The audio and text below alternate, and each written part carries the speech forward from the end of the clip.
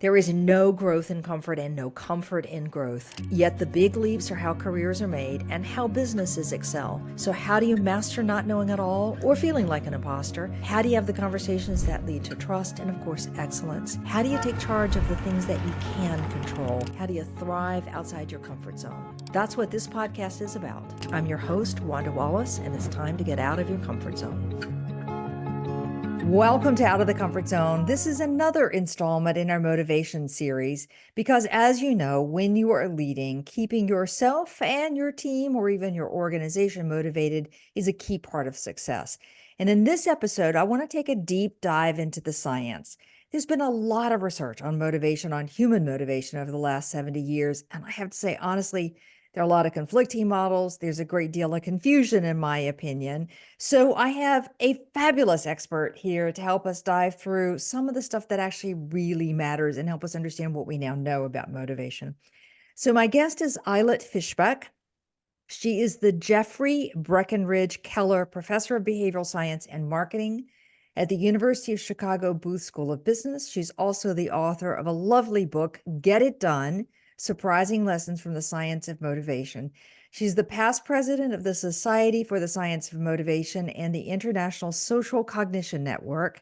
Clearly, she's an expert in motivation and decision-making, and her groundbreaking research has won a bunch of awards, including the Society of Experimental Social Psychology's Best Dissertation Award and Career Trajectory Award, the Society of Consumer Psychology's Distinguished Scientific Contribution Award, and the Fulbright Educational Foundation Award. For those of you who are not academics, that just means the rest of the academic world thinks her work is great. So Ayelet, welcome to the show. Thank you. I am so happy to be here again. I am too. And I should say we've done an episode already talking about the book, Get It Done. But this time I just want to take a deep drill into motivation, kind of specifically, and in some ways, your life's work. So that's where I want to start. But I want to start at the top with what is motivation. And I'm inspired by this because you have this fabulous TED Talk that recently that I really, really enjoyed. And you say, we often think about motivation like your car keys, like I lost it and I have to go find it somewhere. And that's not what motivation is about. So explain, please.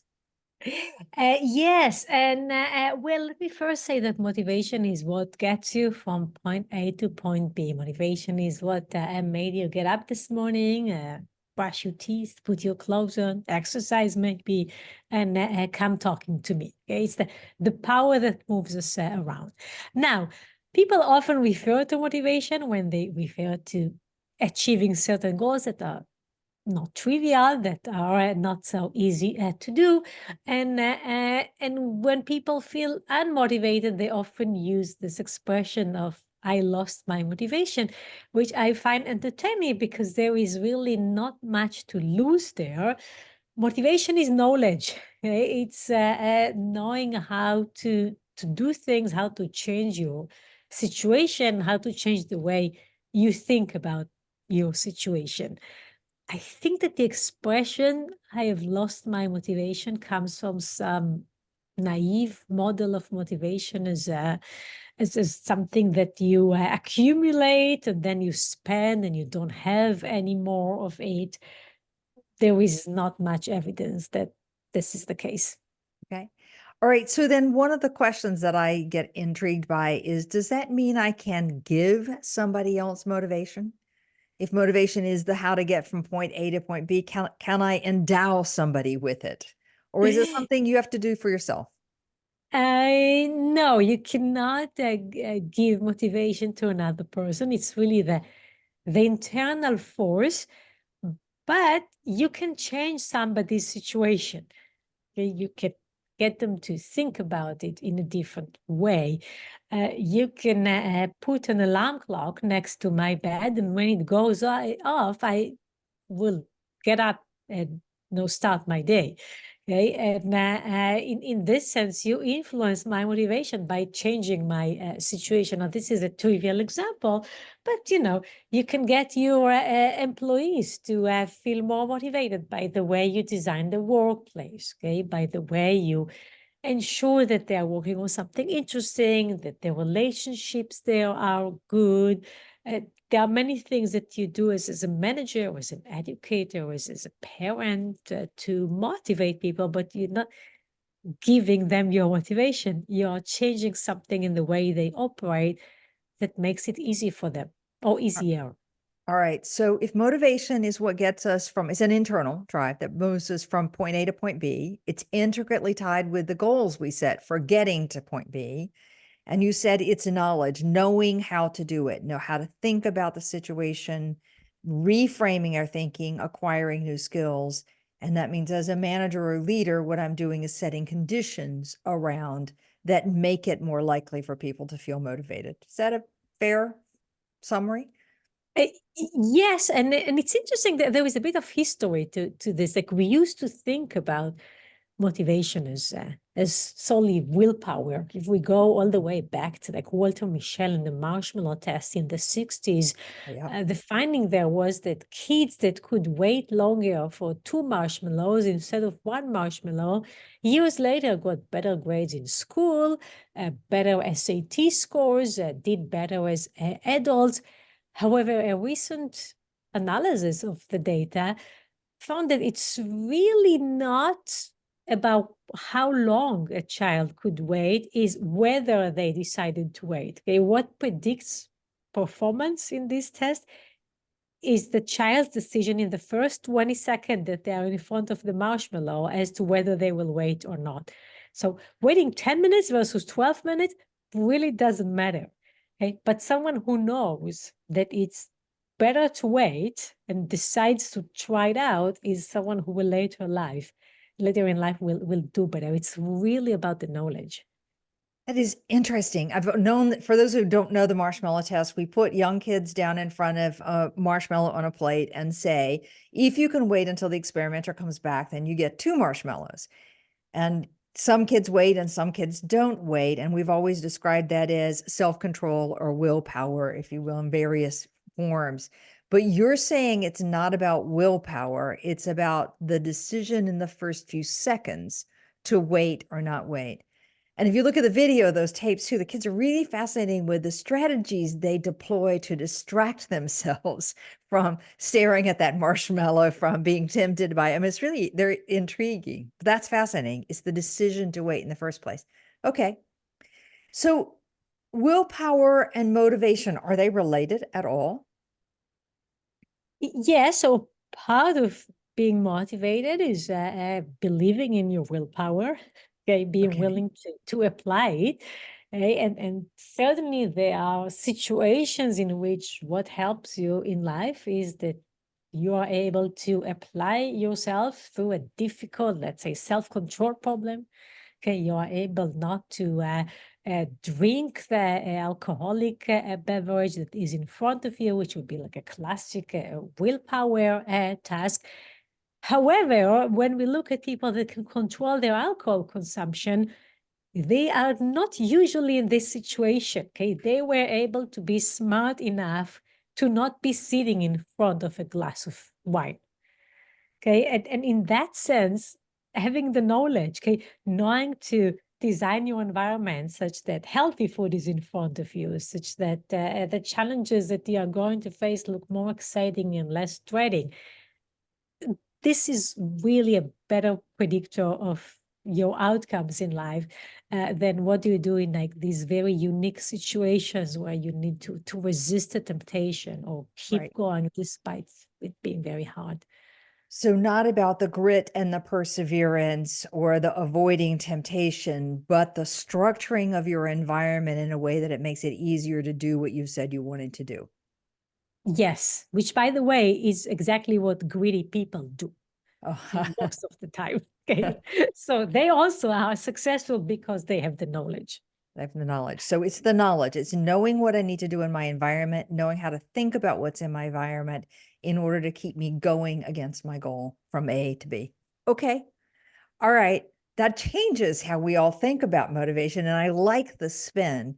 So let's talk about setting goals. Because if all motivation is getting us from A to a point B, and I've got to change my environment and change how I think and have the knowledge of what's going to really work to continue to persevere in getting to B, then I got to have a pretty good image of B. What does B look like? So I know you spent a long time talking about what we get wrong in setting goals. So tell us what you now know about what's wrong with our goal setting. Let's start with the fact that your goal needs to be specific. Okay, like you need Yeah. to know where you are going, and probably by now 50 years of research on goal setting finds that if you put a number on it, if you know how much and how soon, you have a better chance than if you say, I will do as much as I can. Okay, if there is an actual plan for Right. when you will finish the project, you are more likely to finish this project on time, or to be realistic, a little bit after the time that you have set, than if you have never set a specific deadline Okay. for this project. The other principle that is absolutely critical is making your goals intrinsically motivating. And what I mean by that is choosing a goal or choosing a way to pursue your goal that feel right, that feel good. We often think about pursuing goals in terms of just the destination. I don't want to do it. I want to be the person who has already done it. And that tends to be a mistake. It's really hard for us as humans to get us to do something that we are not excited about doing. And so you want to set your goals such that you can see yourself doing it. You look forward to doing it. And that would be my second tip. But I can keep going, but let me let you ask the question. Those are two really good tips. So put a number on it, put a timeline, how much, how, by what time, all of those factors, how many minutes a day. I mean, I often say to people, when you're trying to do something, set aside 20 minutes a day, 30 minutes a day on the task so that it's a consistent, steady working through it. And that number, it works more effective than just a general, I'm going to get there. I think we all know that in some ways intuitively, but the second part is a really interesting reframing of a goal. So I want to achieve a goal, but if I don't enjoy the process of getting to the goal, I don't feel good about doing that thing to get to the goal, then we're unlikely to actually ever get there. That's like, I think you say somewhere, if you want to set a goal of exercising, then I got to have a kind of exercise I actually enjoy doing, or a place I enjoy doing, or people I enjoy doing it with. Otherwise, it will never happen. Yes. So this is true for exercising. This is true for healthy eating, okay, which we know now that diets don't work, because the idea of going on a diet is that you are going to suffer so that at one future point you will be where you want to be. But this is unrealistic. People are not going to treat, most of us are not going to treat eating as something that we are going to suffer through. Right. Okay. This, of course, something that we see in people's careers all the time. People are excited about doing their job, are doing a better job. And that is what is going to predict if someone is going to do a good job. Their excitement about the process. You mentioned like you need to find a way that is exciting for you, that is interesting, that is challenging.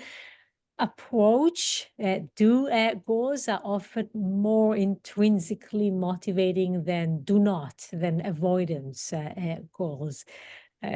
Getting yourself to do something often is more exciting than getting yourself to withdraw from something. And so that's another way we can solicit this intrinsic motivation. Okay. So if I want to drink less wine, say, for example, then I need something that I'm going to enjoy doing, not, so I don't want to set it as avoid. I want to set it as do something different. That's an approach. Yes. What are you going to enjoy doing when you get home from work? Yeah. Okay. Is it another beverage? Are you going to replace the glass of wine with some exciting tea or something else? Maybe it's not about any beverage. Maybe there is something else that you can be excited to do when you come back home. But you want to replace the bad habit with a good habit, because if your goal is to avoid something, that is never going to feel good by itself. Okay.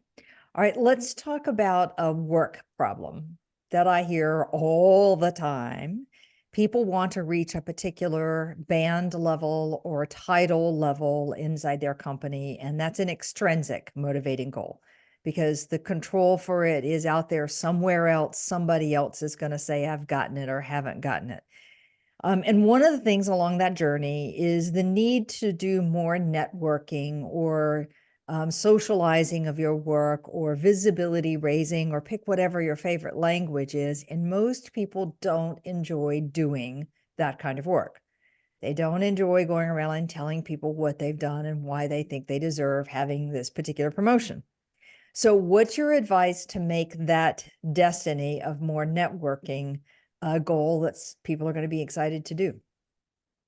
Networking is interesting because while many people dread it, some people thrive on networking, and this is a way to enrich my social life, and this is a way to basically live a full life where I have colleagues and friends, and often these circles overlap. As an academic and therefore as an introvert, I certainly sympathize with the idea that networking is scary, and if I can just stay in my office and not talk to people, that might feel better. But you need to find a way to enjoy what you need to do, okay, to enjoy your networking, to enjoy your social interaction. Uh, Let me say that if something is short term, if it's just about sending job applications and then I will have a job and life will be good, you don't have to make everything fun. You don't Right. have to make everything engaging, right? Like I go see the dentist a couple of times a year, and I do it not because I cannot think of something more fun to do. But for your job and your career, this is extremely hard because this is something that you're going to do every day almost. And if you're not excited, if you don't find something that you like to do, that makes it really hard. You just find a way to rethink this, to redesign it, to think about how you can make this engaging. Let me tell you about a study in which we found that often when people expect to experience some discomfort initially before something becomes comfortable, they are more willing to engage. And this is not in the context of networking, but very similar. This is with Caitlin Woolley at Cornell. We studied people that were taking improvisation classes here in the Second City in Chicago. And these are regular people. They're not professionals. They are quite embarrassed by the first class. And what we told them is, how about have the short-term goal of feeling uncomfortable, okay, of getting out of your comfort zone. And we found that people that are more willing to feel uncomfortable, to embarrass themselves a bit, are more engaged and actually are more interested in doing this again. And for me, that was interesting because I orient people on thinking about the short term and what you're going to get from doing the activity. But I also tell people it's not going to be fun the first time you do it. You're going to be a little bit embarrassed, and that's good. Okay, that means that this is working. So networking, if you feel a little bit shy and not quite in your comfort zone, well, that's a reason that you're probably doing what you should be doing. So enjoy that. Enjoy that. I like that tip to recognize you're going to feel uncomfortable, and that's what you should be doing, is feeling uncomfortable, and take that stigma away that somehow you're doing it wrong because you're feeling uncomfortable. I think that's a really positive one. I've also seen people who make specific goals. Like, I'm going to go to this event and I'm going to talk to 3 people. And after I've talked to 3 people, I can go home. I've met my goal. That's it. And so that you're back to that very specific, measurable goal that feels doable, reachable, and not overwhelming that I got to go stay in for 3 hours at a classic networking event. Absolutely. Okay. And this person that set a goal to speak to 3 people, it's like the person that said that they're going to exercise for 30 minutes today. And when 30 minutes is over, they say, okay, I did it. I can Yeah. enjoy the fact that this is completed. Yeah. So make that part. The trick in this one, though, is how do you turn around making your networking, talking about your own work, the self-promotion, somehow an enjoyable process? And I find that people who can get intrigued by how the other person is going to ask questions or by how it connects to somebody else or what they're learning about somebody else, it suddenly becomes less of a chore than if I'm just thinking about I have to go and talk about myself. I love that because what you're describing now is exactly the point about framing. Yes. Okay, I can think about this as I'm going to talk about myself to someone who doesn't care about me. Okay, and this is dreading. No one wants to do this. Uh-huh. Or you can say, I'm going to share my passion with someone who might have similar passion. And there might be a connection there. And people like to talk about what they like. If people like to share their talent and passion and to tell us what they're good at. They just need to think about presenting yourself in these terms. And again, it might not feel immediately comfortable, but eventually, when you talk about your life passion, you're quite enthusiastic, which is why I'm waving my hands here, I suppose. Fair enough. I often say to people when you go to network, talk about the stuff you're proud of. And without realizing it, I just tapped into the same thing you're saying because there's this excitement and enthusiasm. If I'm proud of that piece of work, that makes it easier to talk about. And then people respond to it really positively. So it's self-reinforcing. Yeah, there is research showing that nervousness and excitement have very similar physiological display. Okay.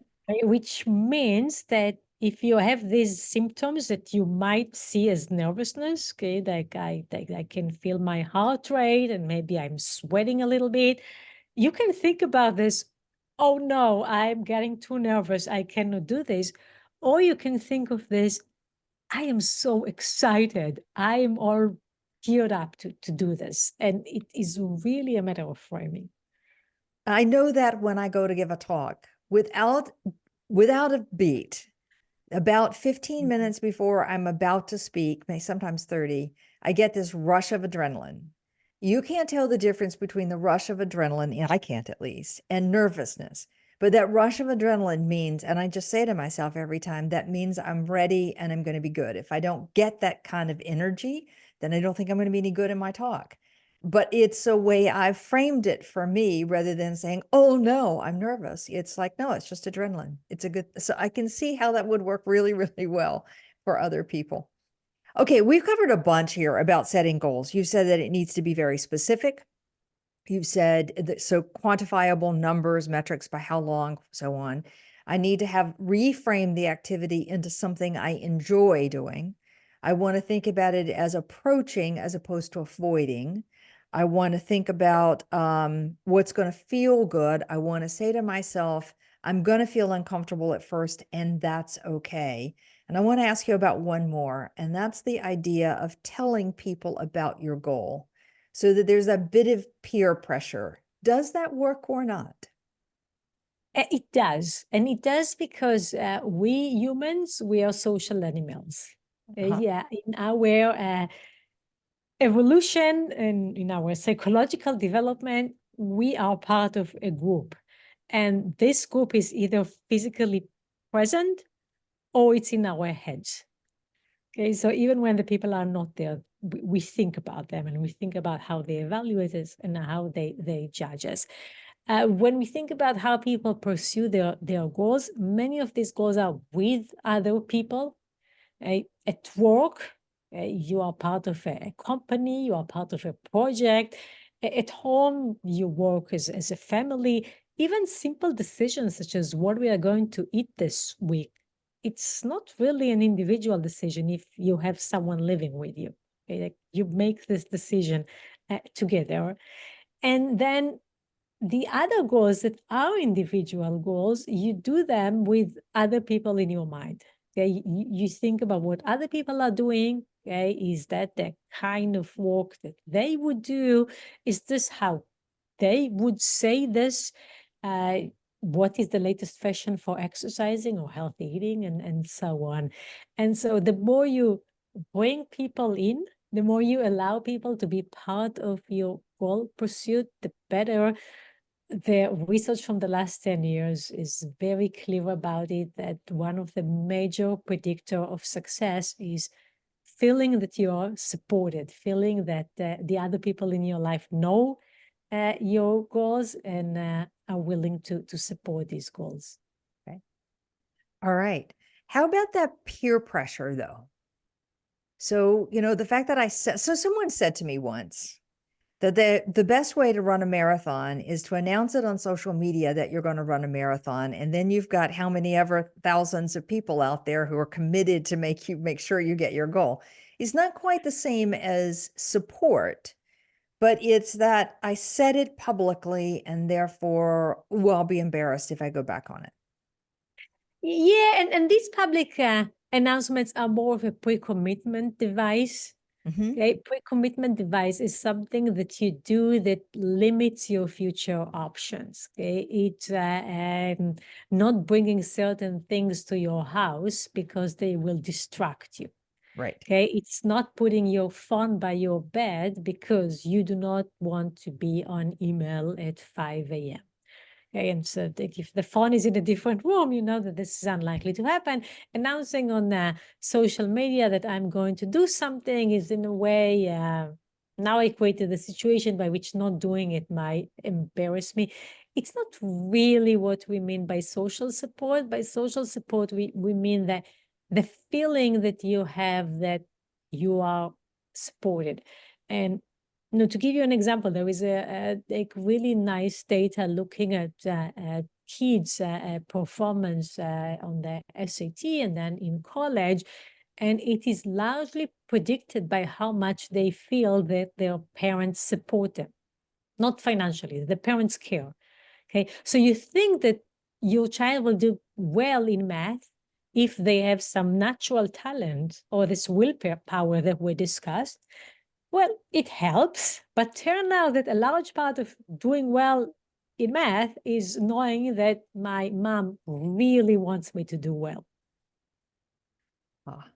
So we're back to that positive, the power of the positive, as opposed to what we often do, which is focus on the power of the negative, as if you don't do this, then here are the consequences. And we're right back to approach works better than avoidance.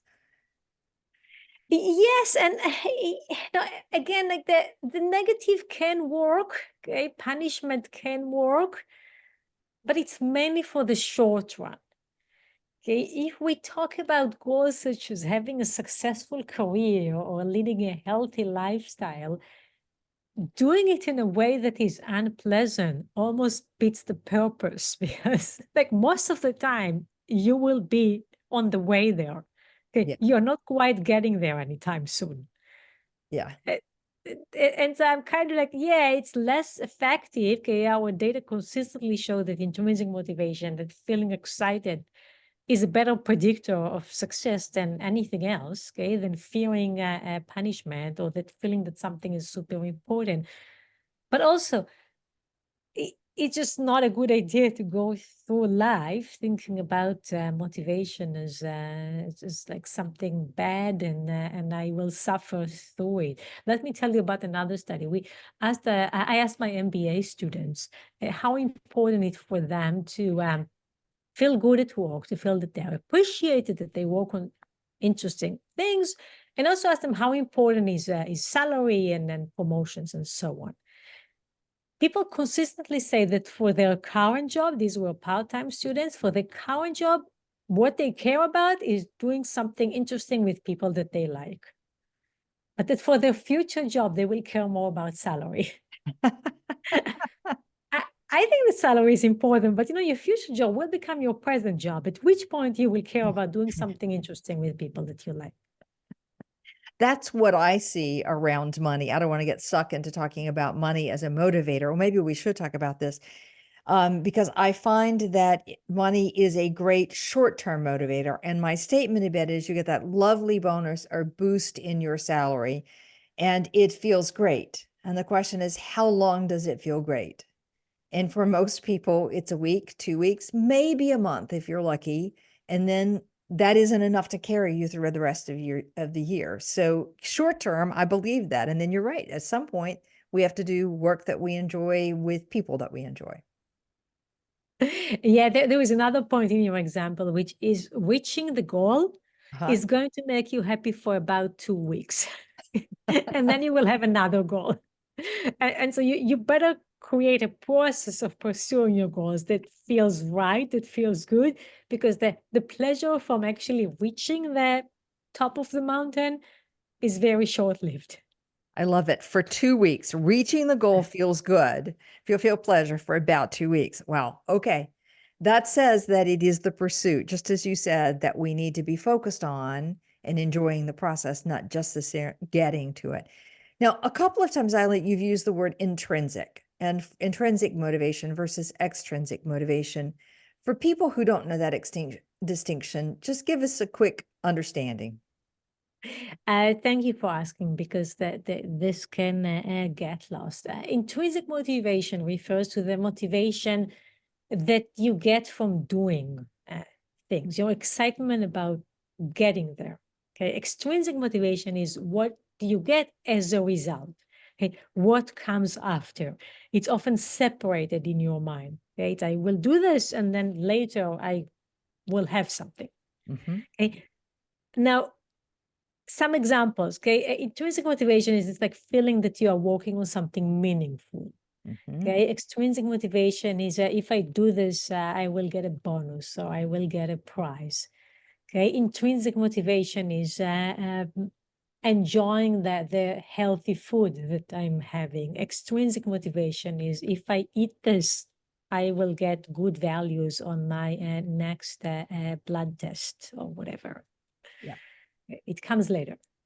It comes later. So extrinsic is the result I get after I've reached the goal, which now we know is only going to last for 2 weeks in some ways in terms of pleasure and satisfaction. Intrinsic is enjoying the process along the way. Is that a Yes. acceptable answer? Okay. Yes.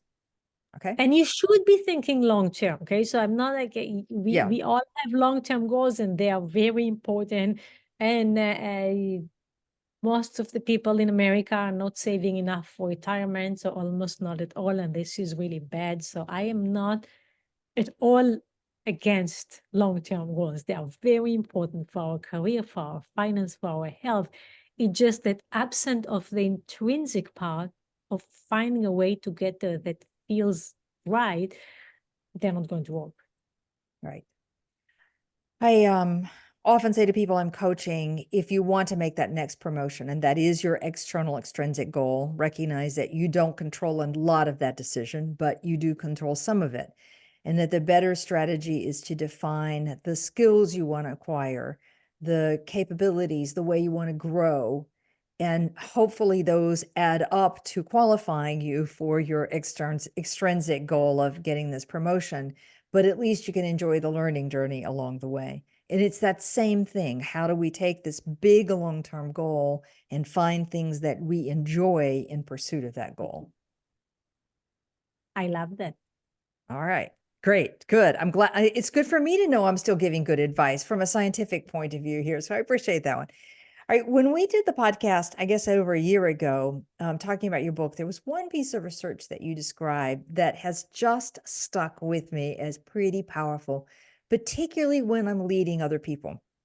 And this is when do I push someone to do more or criticize them, or even for that matter, criticize myself about having not yet reached the goal? And when do I need to encourage, give that positive reinforcement? And your research has a particular definition on this one. So tell us about the research, please. Well, the research finds that it is best to highlight what someone has successfully accomplished, what they have done, when they're beginners. or when they lack confidence, or if the goal has a particular beginning and end up to the 50%. Okay. Only after then you can highlight what is still missing. Okay. The criticism, the points of improvement. Take, for example, students studying for some like test. We found that when they are not sure about whether this is important for them, whether they can do well, having them tell us what they've already accomplished makes them more motivated. Only once they are fully committed, they are sure that this is what they want to do, okay, that they can do it well, thinking about what is missing, okay, the materials that they don't know yet, okay, the things that they still need to cover was more useful. And so I'm not just focusing here on negative feedback, but also the feedback on what you have not done yet. Yeah. Okay? If your team at work is just starting a project, telling them that there is an ocean of things to do, is not going to be motivating. Highlighting that 5% that they have done, okay, the fact that they've already started is more motivating. Only once we are getting closer to the goal, to reaching the goal, this is when looking at discrepancy and what is missing is more motivating, makes more sense for us. All right. As I look at the managers and leaders that I see, they tend to focus on highlighting what is missing or the discrepancy or the areas for change, for example, because they see that as largely their job. That's how we achieve excellence, they would think. And they tend to complain loudly about the younger generation that they think wants just to get an award for showing up. What you're saying in this one is that we've got it wrong about human beings. It's not about a younger generation. It's about people who are not yet experts, who are just beginning in their careers or in their discovery of a particular topic, and that they're highlighting what they've already done, even if it's a small thing like showing up, is more motivating than criticizing or commenting on all the stuff they have yet to learn. So I like your example because, old people always complain about young people. But here's the intuition for what I'm saying here. If you're interacting with a child that is just starting to learn how to, whatever, play the piano, you are not going to highlight that they make many mistakes, okay? That the notes are not quite as they're supposed to be, that there is not really emotion in the music, that they haven't memorized it. Okay? There is just a lot that they haven't mastered. Okay, you're going to highlight, well, here is what you did well. Okay, and by that build their confidence. But imagine this interaction with a professional pianist. Well, you're going to say, I didn't quite get the emotion that you were trying to convey in this second chapter. Okay. And so you highlight what is missing in this interaction between older people who have more experience with novices or just entering the field. We often fail to realize how much these new people are not even sure that they can do anything right. Okay, and are not even sure that this is for them. Okay, they're kind of asking, can I do it? If I try, will it work out? And so they need more positive feedback. On top of it, the data show that it is extremely hard to learn from negative feedback. So not only people often infer that this is too hard, that they cannot do it, there's some learned helplessness. It is also just emotionally and cognitively hard to learn from negative feedback, which is not to say that we should not give negative feedback, but we should be much more thoughtful and smart about negative feedback. Positive feedback, any amateur can give. Negative feedback, you need to learn how to do this. All right. We learn better from positive feedback than negative feedback. Unpack that one for me. Why is it we don't learn from negative feedback? Well, first, we don't learn from negative feedback because it is unpleasant. And so our immediate response is to shut down. Okay, I don't want to think about this. Okay, I just had a terrible conversation with my boss. I don't want to think about it. Let's watch a movie and not process this. Right. Okay, and that on the other extreme, I need to look for a different job. Okay, I'm not good at it. Mm-hmm. Okay, so Mm-hmm. kind of instead of learning what I need to correct, I learned that this is not for me. Second, beyond the emotional stuff, it is just cognitively harder. When you do something right, and I tell you that you did it right, you just need to repeat. Okay, Mm-hmm. you mastered it. Yeah. When I tell you that you did something wrong, you kind of need to learn by elimination. Yeah. Okay, what you learn is that like I tried this and this did not work, so I need to try something else. So like with my research team, like if an experiment fails, what we have learned is that this paradigm does not work. We're not quite sure which paradigm will work or whether our hypothesis was even correct. Right. And so there's just cognitively It's just hard. harder task there. Right. That's an interesting statement. That when I'm told that it's wrong, I don't know what to do to correct it because there are many, many possibilities. I've just eliminated one as opposed to I've figured out how to continue doing and doing and doing.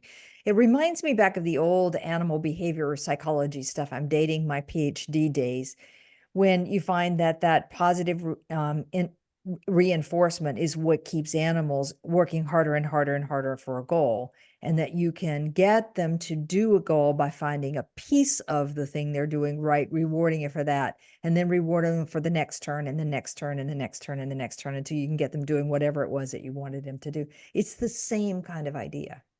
It's the same kind of idea. And you know what? You don't even need to have a PhD in psychology. You can just have a pet.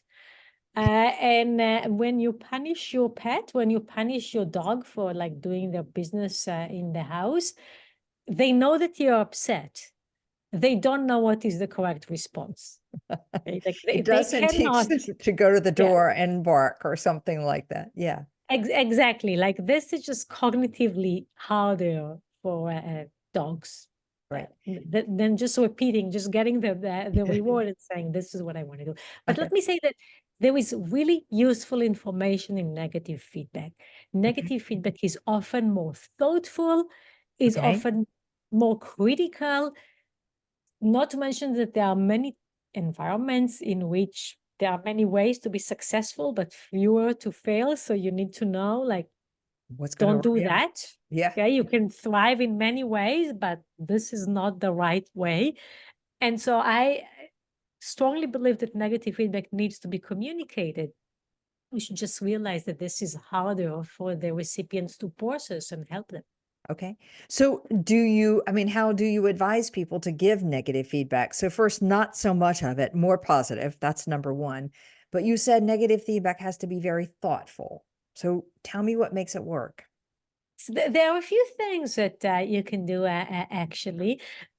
First, you need to like, figure out whether the person is able to do it. Okay, Yep. whether they sufficiently have the confidence in their abilities that they're going to get to the learning point, as opposed to say, I'm just not good at math or whatever they're doing. Yeah. Okay. Vicarious learning works. Okay, that is you can show them how others have failed.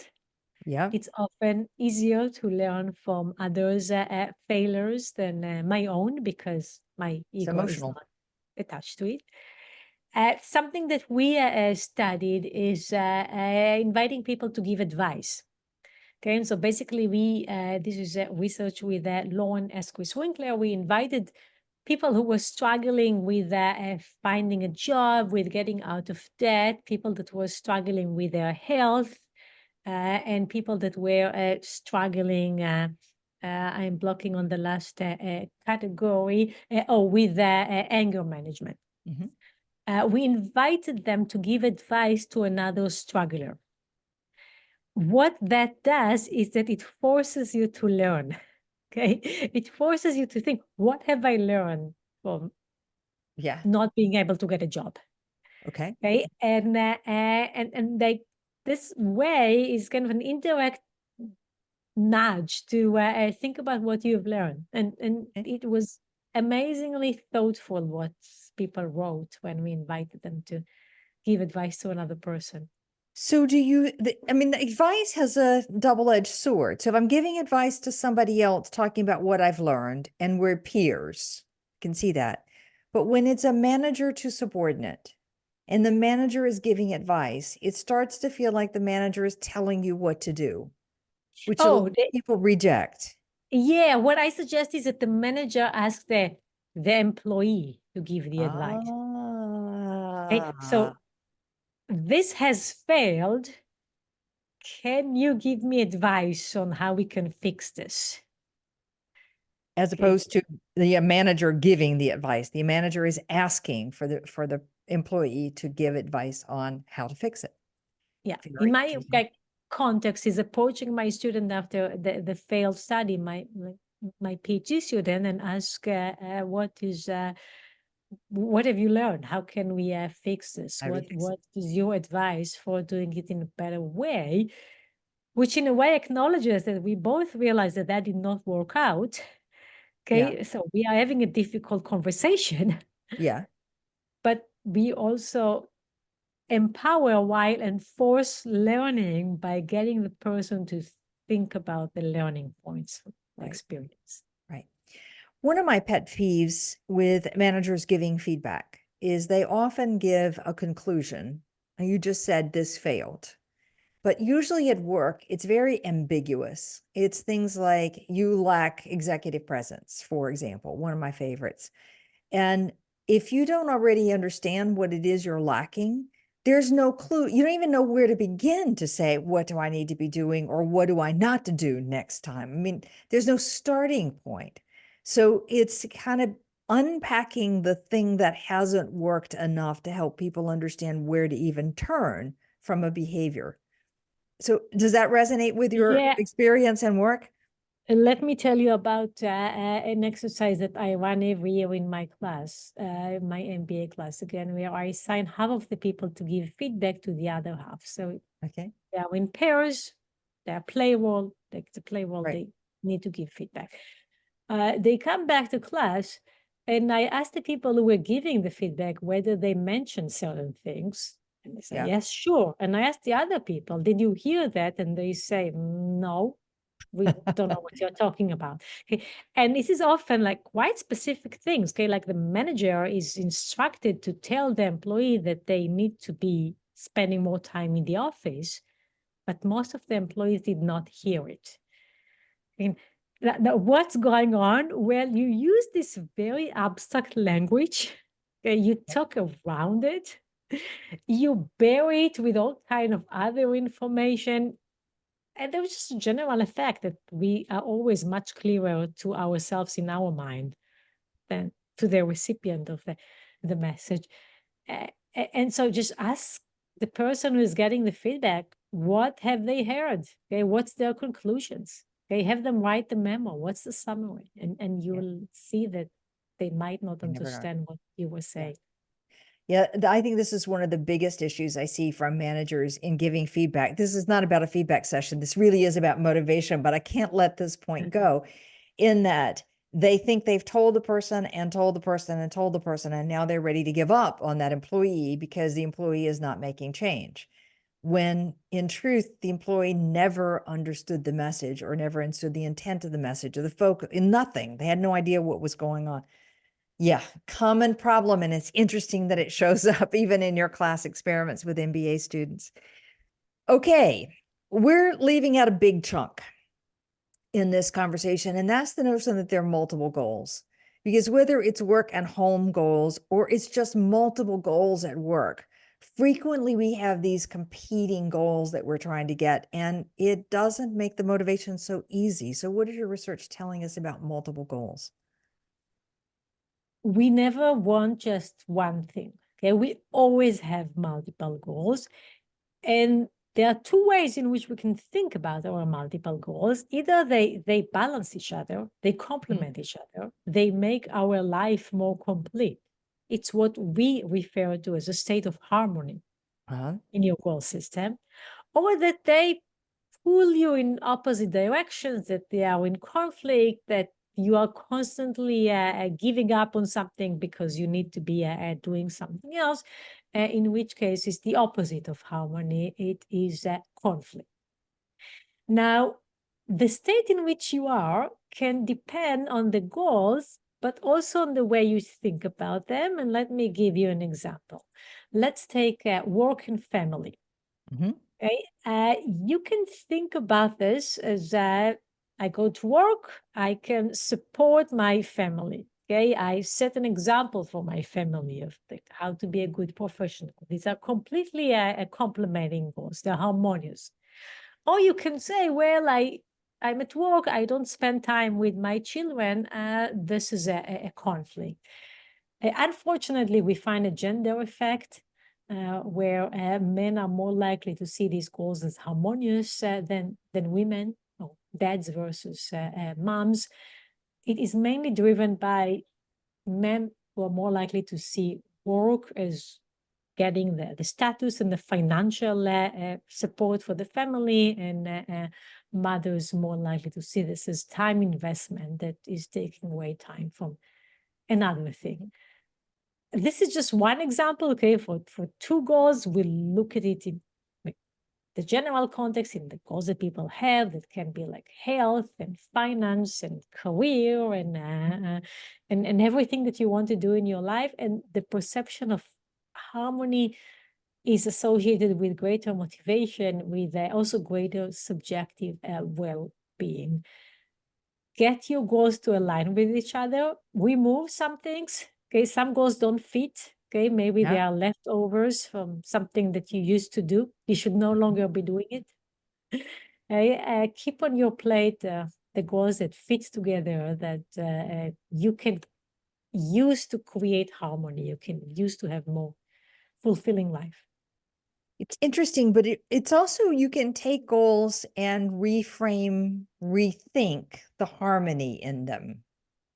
Yes. Even though, and I'm going to take it out of the home work conflict and put it into work conflict. So I have one goal and I have another goal, and I can work on one or I can work on the second, like objectives at year end.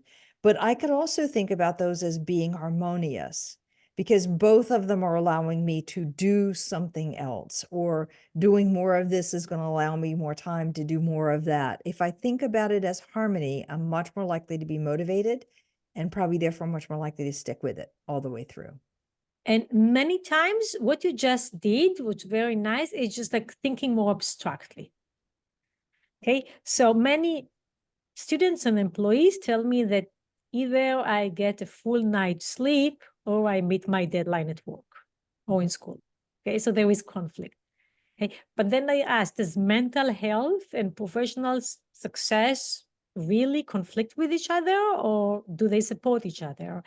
And then they recognize that no, good night's sleep, which is necessary for your mental health, is probably going to enable professional success. It's not in conflict with being a good professional. Yeah. Actually, not getting a good night's sleep, I believe, is in conflict with being a good professional, and especially with being a good leader. Well, Ayelet so many tidbits on this one. I don't even know if I can come close to synthesizing all of this, but let me give it a shot to hit a couple of the highlights. Motivation is not something we lose. Motivation is the knowledge we have, the way we think about the situation, way we structure situation in order to get us from point A to point B. So we want to look at all the ways in which we structure the things around us, or our manager structures the environment around us, in order to increase the levels of motivation. Not about willpower. So specific goals, intrinsic steps, things that I enjoy doing along the journey to the goal. Thinking about that it's okay to feel uncomfortable, telling myself that's normal in this goal. Having people support me, making pre-commitments in advance that limit my options of things going wrong. The positive reinforcement, the feeling good about the journey, especially in the first half and as I'm learning. Let's see what else I've done. Get the positive feedback I've done, and then seeing multiple goals as harmonious. Wow. Okay, I think I hit the highlights, but I'm certain I missed a lot of the details along the way. Absolutely. Yeah, I'm impressed. That was good. All right. Thank you, Eyelet. It's what a great conversation, and how wonderful to have somebody who's done the research, knows the research, who can kind of say, yes, this works, and here's why. And no, that doesn't work that way. It works this other way. I've really thoroughly enjoyed it. Thank you. My guest today, Ayelet Fishbach. She's at the University of Chicago Booth School of Business. Her book, I highly recommend, Get It Done, Surprising Lessons from the Science of Motivation. So thank you, Ayelet. Thanks for having me. Until next time. Until next time. And for my listeners, please join us next week for another episode in Getting Out of Your Comfort Zone.